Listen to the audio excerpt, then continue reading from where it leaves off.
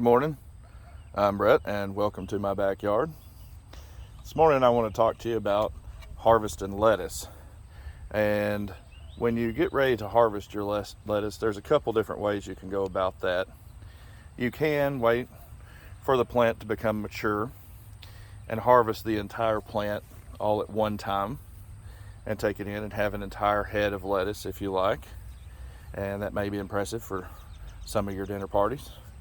But what we're going to do today is we're going to harvest just a little bit and allow the plant to keep growing. Some people call it the cut and come again method. And so as you can see, I've got quite a bit of it here. I'm not going to need all of it for our lunch today. So I'm just going to harvest for what we need for the day and let it continue to grow on. And then I can come back and get some more later. And as we do this, the leaves that we harvest, they will grow back and probably be ready in about 2 to 3 weeks for us to harvest those lettuce leaves again. So what we're going to start off with is over here on the far right side. This one here is Grand Rapids, and I don't know if you can see there or not, but what I'm doing is I'm just going down close to what you call the crown of the plant, the base of it, and we're going to cut, leaving about 1 inch there. And we're going to pull out a nice leaf here. I'll save that inside. We're going to get a few of these to take with us.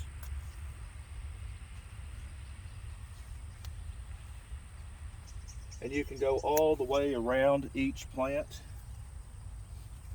And this is good for them as well, because it will allow them to grow back, but also once they get mature, your lettuce will want to start bolting, which means putting on seed.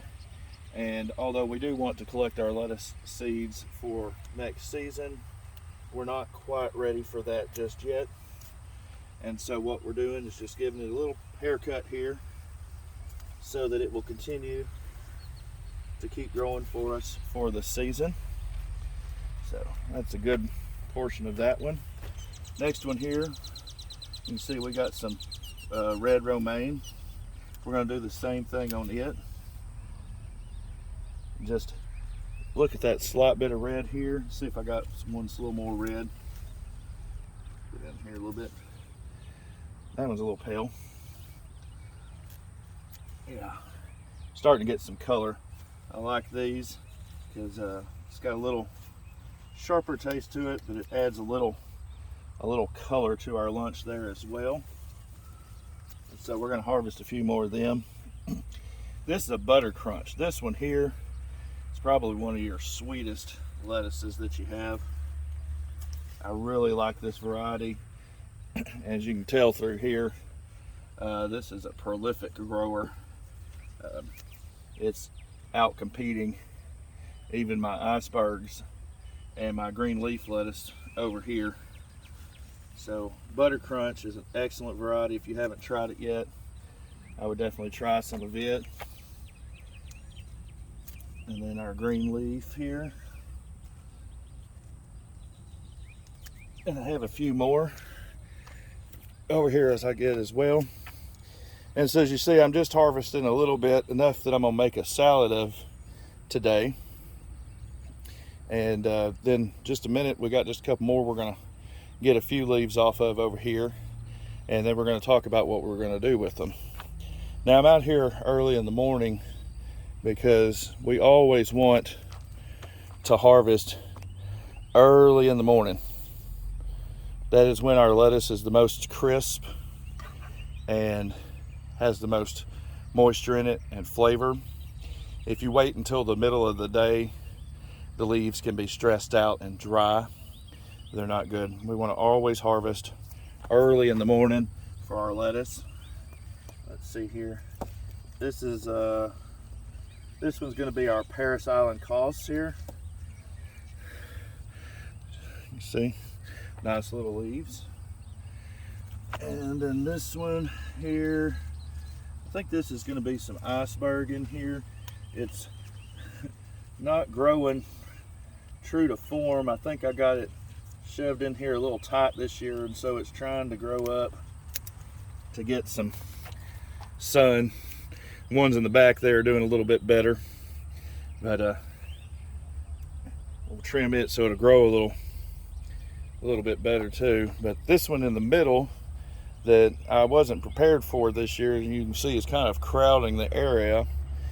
This is a Japanese Kamitsuna, and this is my first time growing it, but it's similar to like a mustard green sort of, but very large leaves, as you can see. Excellent grower, and you can do the same thing with this as we're doing with our lettuces, and just harvest a few leaves around the edge and it'll come back as well. On these, you probably want to leave about 2 inches of the stalk here for it to regrow the leaf on. But then once we have our lettuces here, I'm gonna get a few more after we get off of here, but and a few more of these peas that we were harvesting yesterday. As you can probably see in the background, I got some of my snow peas that are about ready to go. Might add them to our lunch as well. But what we want to do after we harvest these, remember, early in the morning, is we want to take these inside as soon as possible and go ahead and rinse them off. Because if we leave these outside, sometimes you can be harvesting, you might be able to leave your tomatoes in your basket while you're doing a little yard work or something. But our lettuce, this will dry out so quickly out here in the sun later in the day. We want to immediately take it inside. We want to rinse it off to get any dirt, little bugs that might be crawling around on there. And then we want to lay it out to completely dry before we either use it, or like I said, this is going to be for lunch, so we still got a few hours. I'm gonna let it dry, and then I may put it in the fridge to chill just a little bit before lunch. But we don't want to put it in the fridge before it's completely dry. It'll be kind of wilting. Now you can either lay it out on some paper towels, or if you have one of those salad spinners to spin some of the water off, even doing that with the salad spinner, if you're not directly putting it in a bowl for lunch, I would recommend taking it out of that and putting it on some paper towels to finish drying.